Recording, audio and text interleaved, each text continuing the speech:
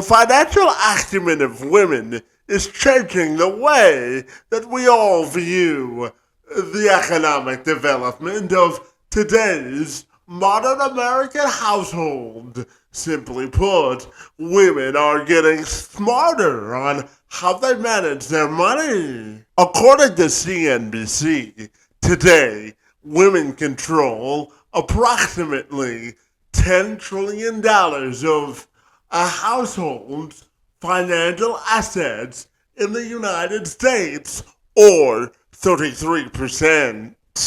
Meanwhile, it is estimated that an unprecedented amount of financial assets and security will shift into the stewardship of U.S. women over the next 3 to 5 years, representing $30 trillion by the end of the decade. However, there is still more work to do to close the gender pay gap in America, according to my friends over at the Pew Research Center, who report the difference between earnings between men and women have barely closed over the past 2 decades. In the United States, the last time that the Pew Research Center examined this issue was 2022, and they found American women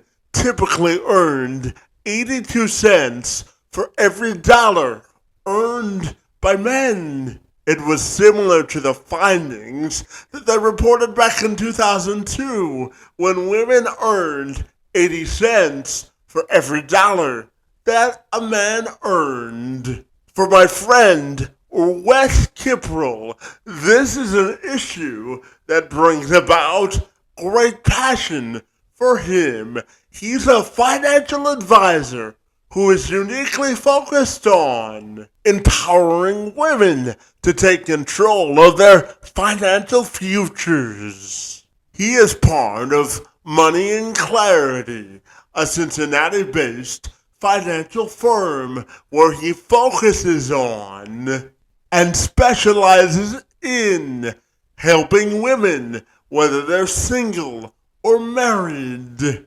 achieve a confident and fulfilling financial future and retirement.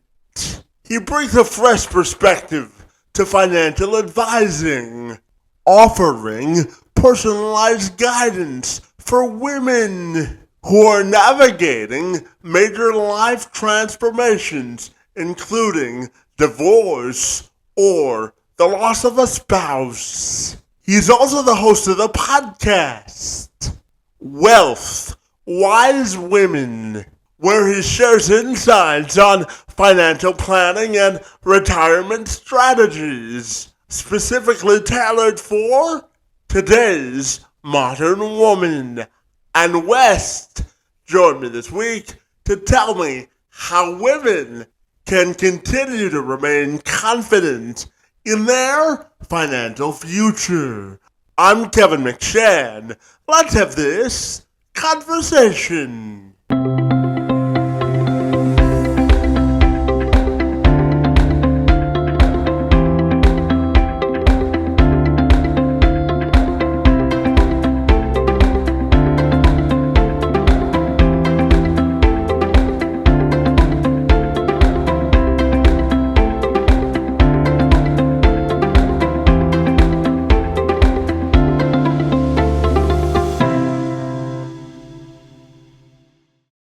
Thank you for doing this for me, my friend. And I want to welcome you to the program to talk all about women's financial futures. Great to see you this afternoon, my friend. And thank you very much for a few minutes. It's great to see you, buddy. Kevin, it's great to be here. I really appreciate you having me on. I'm excited for the conversation that we're about to have. As am I, my friend, and I know your professional claim to fame is that you're a financial advisor who focuses and specializes in helping women plan a fruitful financial future, my friend. So I'm wondering if we can start our conversation by you telling me what makes you so fabulous and why you love what you do, my friend. Absolutely. So I think the story goes back about 25, 26 years now. My dad, Dan Cuprill, he started the company Money and Clarity. And so he's been a certified financial planner throughout all that time. And I joined him about 3 or 4 years ago to start as a financial advisor as well. Now, the biggest reason why we decided to start focusing on helping women with personal finance really goes all the way back to my grandmother. By her own admission, money was always a bit of a challenge for her. She had kids very young and was divorced very young. And we'll be completely honest, my grandfather didn't exactly give her a great alimony deal.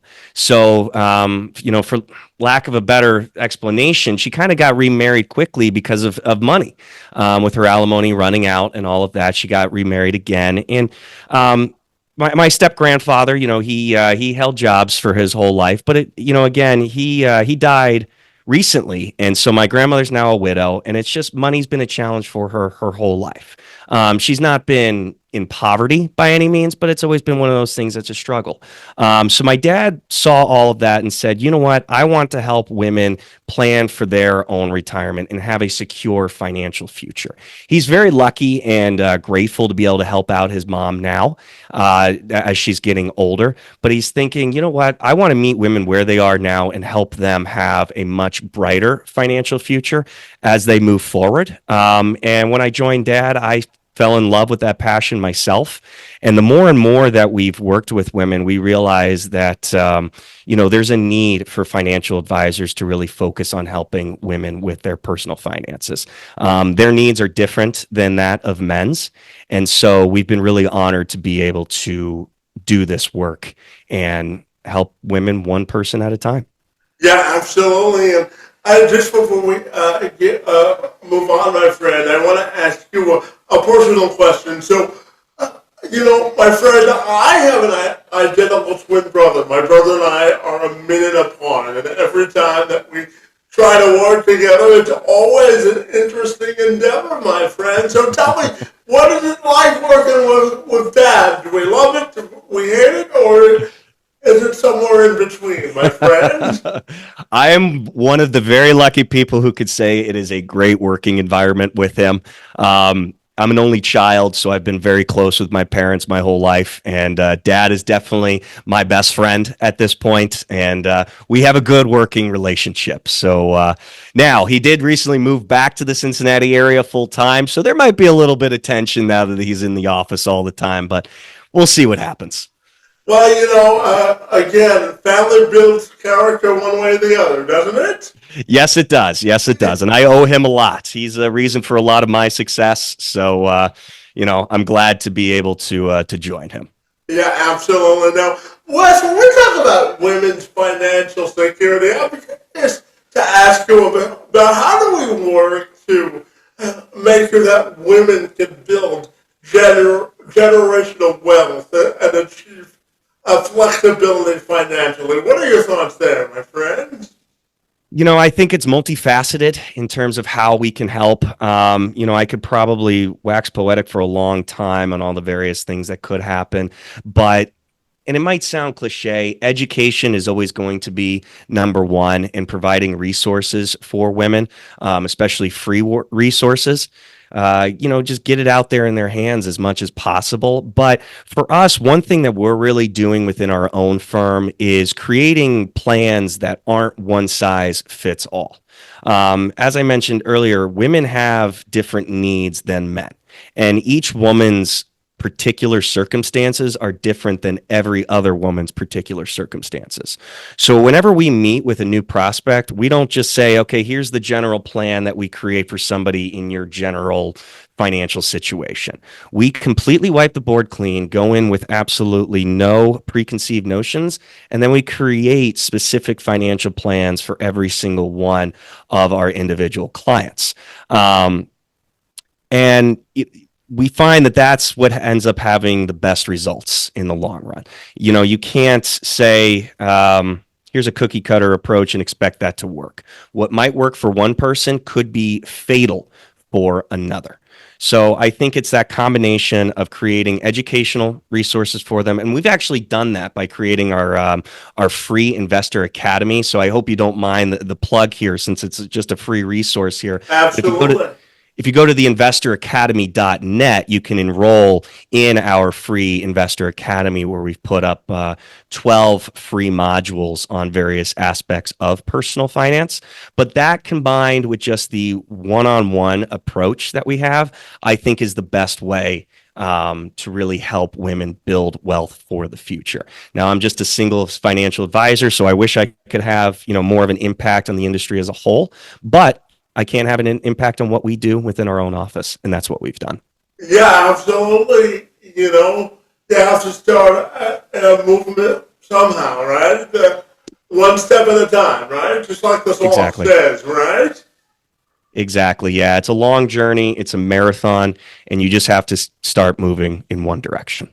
Yeah, Wes, you've brought up a couple of times that women have different financial needs than men, and I know that you have them financially planned for life transition. So I'm curious, when you work with a woman who's gone through a life transition, such as a divorce or the loss of a spouse, or their kids are getting ready to move out to go to college, how do you encourage women to look at their finances from a practical perspective if they're going through a life transition? What are your thoughts then?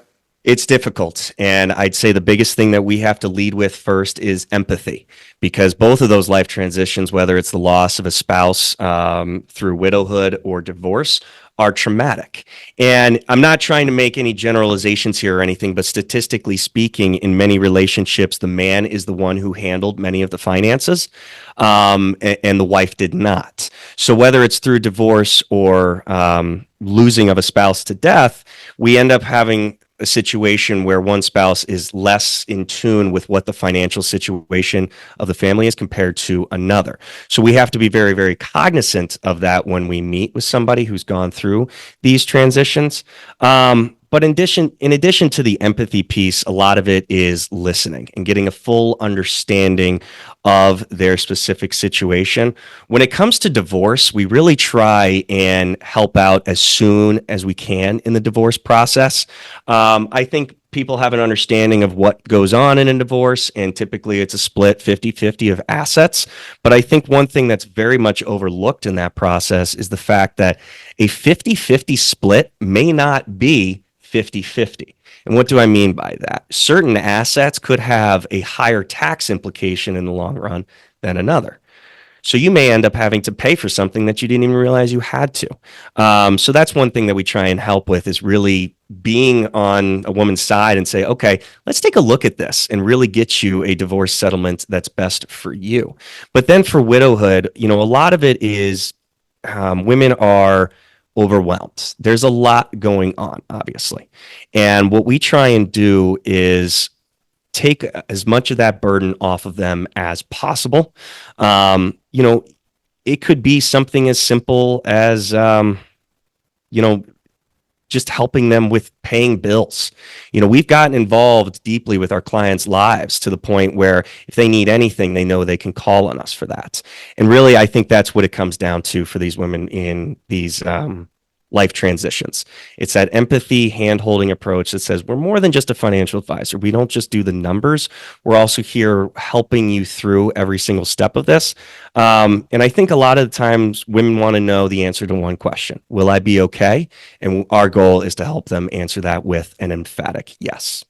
Yeah, and to that point, Wes, I want to drill down on the financial literacy of women, because as you mentioned, if they've been married a while and their husband took care of their financial needs, I'm curious, how do we work to increase the financial literacy of a woman, to make sure that she knows how to pay a bill, how certain financial situations will impact their lives, my friend. So, what's your view on increasing financial literacy for women as well? I'm curious to get your answer. Yeah, absolutely. So again, it comes back to understanding that women value money differently than men.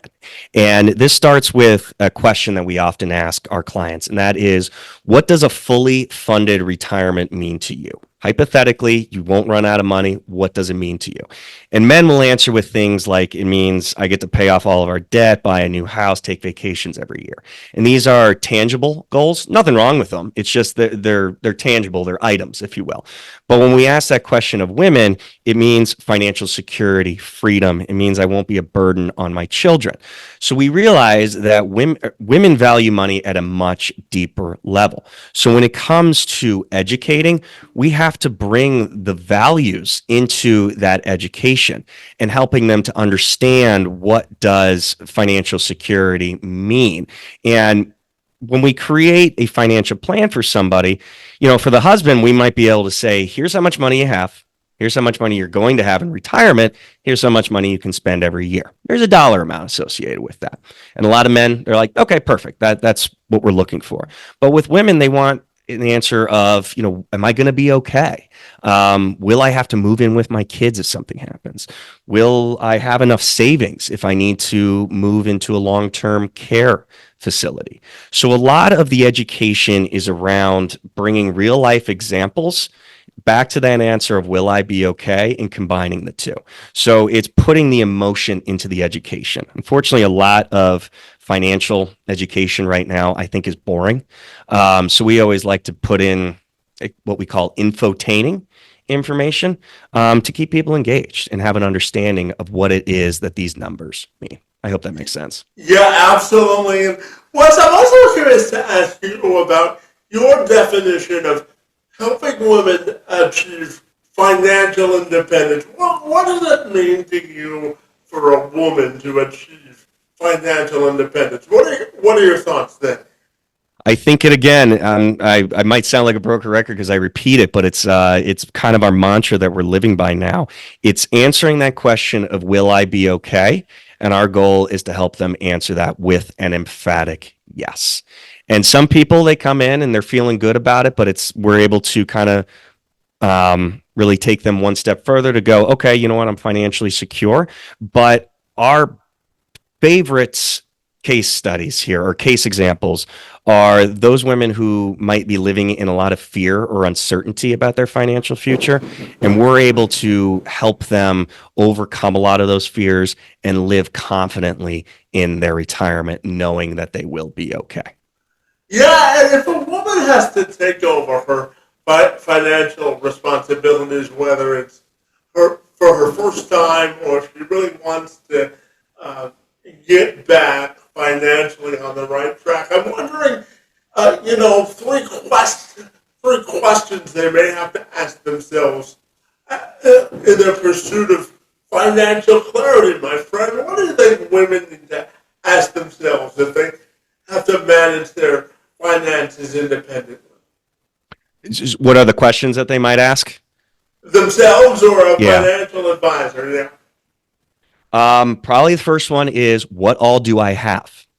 Most of the time, much of the time, we find women don't know where all the financial assets were. Their husband handled all of that. Two, what does it all mean? So, what are all the various assets, and what are they there for? Because stocks are different from savings account, which are different from real estate. So, explaining to them what all that they have, and then three, where am I going? So first we sit down with them and ask, what do you want from retirement? What is it that you truly want in your golden years? And then we help them put together a plan to reach there and help them answer that question of where are you going, and giving them a fuller understanding of what that looks like. Yeah, absolutely. And, Wes, I want to talk to you about managing money for women because a recent study from Landing Tree found that only 23% of women say that they are doing well or very well financially, which is 11 percentage points behind men, according to this study. And it also said that 37% of women are unable to save money compared to only 22% of men, my friend. So I'm wondering, what do you think of those findings, and how can we help women better save money, in your opinion, my friend? Yeah, those are some challenging statistics to interpret, but I guess not that surprising. I think what a lot of it comes down to is what I've said: men are more numbers based, but women are more emotions based when it comes to investing. So I think it comes down to women having a lot of uncertainty about their financial situation and uncertainty about where they want to go. So a lot of our job is helping them unravel that picture and helping them really have an understanding of what it is that they have, what it is that they want from their future, and then what all it's going to take for them to achieve that future. I think when it comes to various types of investments, we really just talk about growth and the numbers that they can achieve with these various investments: 10% return, 12% return. But what will that allow them to do? If they achieve that growth, what is it that they can do with that money ultimately? So really attaching kind of that emotional outcome to it, I think will help. Yeah, absolutely. And, I wanted to also bring your attention to a couple of stats from the National Council on Aging, my friend, which reports that more than 7 in 10 women, or low-income women, lack confidence when it comes to their ability to manage or save money for retirement, my friend. And roughly one-third of all women, or about 49% of low-income women, feel that their retirement income or savings won't be there or cover enough of their monthly bills when they retire, my friend. So, which, by the way, is an increase from 2023. So I'm curious, how do we put women sort of in a state of confidence to be ready to retire if they're managing their finances on their own, my friend? So I want to take away the demographics from those statistics because at the end of the day, budgeting I think is difficult for everyone. And take having concern about saving and all of that, I think is difficult for everyone, man or woman. And money is a very emotional thing. But when it comes to really helping them plan for the retirement, I think it's on everybody, especially the industry as a whole and companies as well, to help their employees and help people have a better understanding of what resources they have at their disposal. I think sometimes when people don't have a great savings system put in place, it's because they're unaware of the savings that they have available to them. One great example might be a 401k match. Many companies, even down to the lowest level staffer. I think Starbucks is a great example here. Every barista, I believe, is eligible for Starbucks' 401k plan, and I believe they offer a match to that. Now, again, don't quote me on this because I think I need to research that a little bit better, but I'm using this more as an example that if there is that match available, take advantage of it and, fully understand what those resources mean. And some might say, well, I need that money now. But if we can do a better job of painting the picture of saying, if you can go without this small percentage right now, here's how much you'll have in the long term. So while, yes, some might say that there is education out there to understand what investing is, again, it's missing the mark by not explaining what all it means. It's just numbers based. It's not able to tell the person, here is what you can achieve by investing and saving properly. Well, I appreciate that explanation, my friend, and I've got one more fact or statistical question to ask you before we move on, my friend, and I wanted to drill down specifically on single mothers because the Federal Reserve Bank of St. Louis reported that single mothers have a significantly lower median level of wealth than any other groups. And the examples that they give are that single white mothers have a median wealth or income of $46,000, and Black and Hispanic mothers had uh, a monthly income of about $4,000. So how do we first increase the level of financial confidence and wealth of single mothers specifically so that they can operate financially in a better place? What are your thoughts there? I think that goes back a lot, excuse me, to the systemic failure. And, I can talk more on this later of the financial advising industry in helping women specifically in planning for retirement. We don't do a good job of addressing women's needs. I say we as a financial member of that financial industry. So when it comes to improving those overall statistics, it needs to be centered around a shift in mindset of financial advisors to say we need to do more to help women in planning for retirement. So, I could sit here and come up with suggestions about what the industry as a whole could do. Unfortunately, I think I said it earlier, I'm just one cog in that massive wheel. But at the end of the day, I can have an impact on what we do within our own firm. In hearing that, my own kind of gears are turning in my own head of various things that we can do to assist in that effort. I mean, just the free resources that we create are a great way for us to, perhaps here in Cincinnati, help with that demographic of those who are struggling, especially single mothers. So I would like to say stay tuned for what we can do on that front. But again, it comes down to systemic failure by the industry, and one person at a time, we need to help to change that. Yeah, and you say from a more broader perspective, you believe that the industry as a whole, from a financial perspective, is failing women, my friends. So I guess if you could snap your fingers and come up with a recipe on how to fix it, what steps would you take, buddy? The recipe is the majority of financial advisors not having an aversion to working directly with women. Now, I am saying this from personal anecdotes, but Dad and I know advisors who will actively say they don't like working with women for one reason or another. And our response is, one, that's a terrible thing to say. And then two, it's very untrue, especially in our own firm. Our best clients are women. So, in a lot of the language that is used by financial advisors is masculine. We know plenty of people who love to use various metaphors that are, sports based or betting based or whatever it might be that are more masculine. There's little tweaks that can be made by the industry.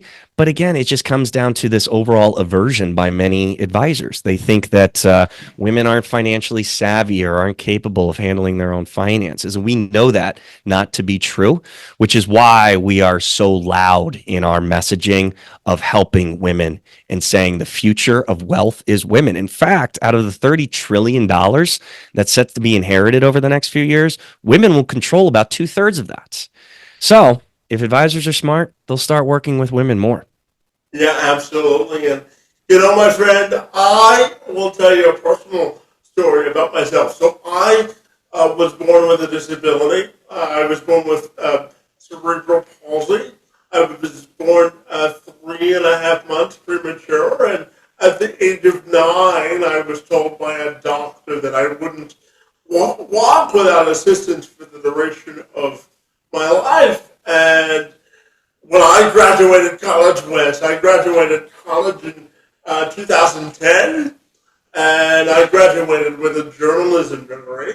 But when I went on job interviews, I was rejected by 10 consecutive news directors who told me that because of my disability, they refused to hire me because they viewed me at the time as a liability. So I've dedicated my adult life to advocating on behalf of folks with disabilities in the workplace. And for those that are on social assistance, in my province of, so I live in Canada, and so in my province of Ontario, the average woman who's on social assistance has to manage between between $896 and $900 a month for their entire expenses. So I'm curious to get your thoughts on how we can elevate women who have disabilities to have a more confident financial future. What are your thoughts there? That one is a good one. Um, it comes down to outreach on our parts and being more community based. Not being closed off and only looking for the high net worth individuals, but instead saying, you know what, if we uplift the overall community, all of us will benefit in the long term. So it comes down to that overall outreach in terms of community programs, creating free resources and free education and doing workshops. Just this conversation alone like I said, has my gears turning in the various things that we can do and has me realizing there's many different things that we haven't done that I want us to start doing as a way to improve, at least here locally, what we can do for, women with disabilities or just women in general when it comes to helping them plan for retirement. I think we could sit here and, try and tell the powers that be, we need more programs here or there, but I think it comes down to the individual people to say, you know what, I'm going to be the change that I want to see. And doing that accordingly, whether that's through workshops or partnering with nearby organizations. I'd say that's probably the number one thing we can do. Yeah, or giving them higher paying jobs, right? Absolutely. 100%. Yeah, absolutely. And my friend, before we started talking this afternoon, I know for the people that are going to watch this, they'll see a big Indiana Hoosiers sign behind it. And I know you're a big football fan, my friend. And as a suffering Michigan fan this year, I have to tell you that I'm glad that someone's basking in the glory of success of winning football games this year, my friend. So tell me about your love of sports and where it comes from, my friend. Absolutely. So I grew up playing golf and hockey and loved sports growing up. But when I went to college, I chose Indiana for their business school. And at the time, they were just a basketball school. And having not played basketball, I had to learn it. But I definitely became a big IU basketball fan. But the fact that we are now a football school, I'm pretty excited. And, Ohio State fans may say that we're not a football school, but you know what? We'll see what we can do this coming Saturday. I'm not sure when this episode will air, but as of today, November 18th, my Hoosiers are ranked number 5 and undefeated. So are we confident going into the game against Ohio State this weekend? If there's a year for us to pull it off, it's this one. So I'd say I have the most confidence ever. What that means, I don't know. And just don't give your new head coach any more coffee, okay? I don't think he needs any more. No, I'm only kidding. But we just extended him over the weekend, so yeah, 8 more years, right? More years and double the pay. Yeah. What a great early Christmas gift, I'm sure, right? To say the least. Yes, absolutely. Absolutely. And my friend, I know you host a podcast called Wealth Wise Women, my friend. So tell me all about the podcast and what it's all about, because I know you attempt to bring some great financial resources to women. So tell me about it, my friend. Absolutely. So we just started it recently, a couple months ago. It is called Wealth Wise Women. And the idea is to address various topics of personal finance and how they affect women in particular. So the latest episode was about how does an election affect women and their finances. I talk about our various books, and I hope to expand it into various interviews and whatnot. But it's been a great way to kind of get our message out there. In this world of technology and not necessarily needing to be in the same room as people, we realize a podcast is a great way to get in touch with people and give them free resources, especially women, when it comes to planning for retirement. As I said, we want to be the voice for them in a world that lacks voices for women, especially in personal finance. Yeah, I guess, Wes, before I ask you my final question, I guess I'm wanting your thoughts on a parting message for any women listening or watching this and saying, I really want to take control of my personal finances, but I'm scared to take the leap to put myself first. I guess how would you advise them to move forward and build confidence that they have the independence or the autonomy to be successful financially? What are your thoughts there? So it's going to sound self-serving as a financial advisor myself, but I would recommend finding somebody to help.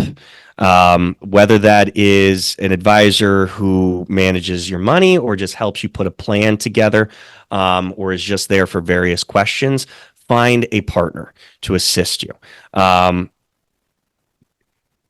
I think everybody in life needs a little bit of help here or there. And I've always found, at least in my case, having somebody to help me share the burden or to help point me in the right direction is always the most beneficial.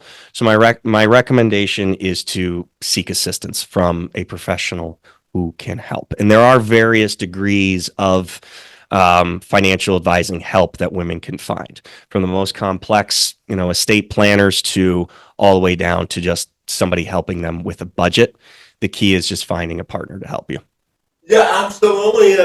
And you saying that sparked me to ask this question is, well, how important do you think it is for women to start wills or put down on paper their financial intentions for the rest of their lives? What are your thoughts there? Incredibly important. We've seen families torn apart because wills weren't put into place or estate plans weren't updated. Even if it's just as simple as saying, here's what I want done, end of life, please put that down on paper. It doesn't matter how old you are, how young you are. Get a will, power of attorney, estate plan, all of that. Get it squared away. While you might be dead and it doesn't concern you anymore, your family will greatly appreciate having those instructions put into place. Yeah, absolutely. And, Wes, my final question for you this afternoon has to do with planning a party. And I'll provide this context with you. So, Wes, if I told you I was throwing you a lifetime achievement party and I asked one of your best friends or people who knew you best to sort of give me a toast about your life and legacy, my friend, what do you think you would want them to say? I'd want them to say that I helped everybody I could. I think one thing that drives me a lot is being able to help others. Knowing that my efforts are for the betterment of other people is what I live for. I don't want to just collect wealth for my own sake. I want to live for others. And I think that has really helped me in this line of work. The most satisfaction I get is having a client leave feeling better than when they walked in. Doesn't matter to what degree that might be. Just knowing that I am putting them at ease and bringing them some peace of mind is what fuels me. So if that party people said, yeah, he helped people, that's it. I would say then I've done my job and lived to the fullest. Yeah, absolutely. And Wes, tell me, if people want to get connected with you personally, what's the best way they can do that? The best way would be to go to visitwithmc.com. That'll get you right on my calendar, and I would love to have a conversation. Well, Wes, I feel smarter for having this conversation. I want to thank you for the work that you do to provide women with the security and confidence to plan a successful financial future, my friend, and I want to thank you for engaging in conversation this afternoon. It's most appreciated. The pleasure is all mine, Kevin. I really appreciate you having me on, and I really enjoyed our conversation.